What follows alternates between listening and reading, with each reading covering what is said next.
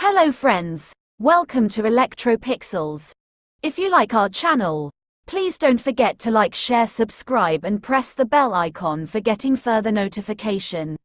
Hello friends, once again welcome back to ElectroPixels. Today in this video we are going to repair a 43-inch GTN LED TV with blank display problem. While checking we found that the VGH voltage is short inside the glass panel.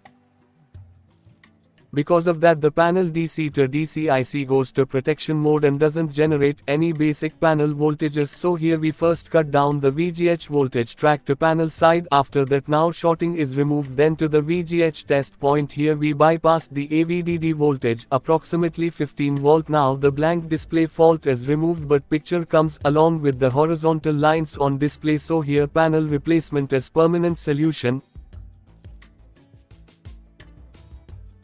So that's it. Hope you like this video. Thank you for watching. Hope you like this video. If you like our channel, please don't forget to like, share, subscribe and press the bell icon for getting further notification.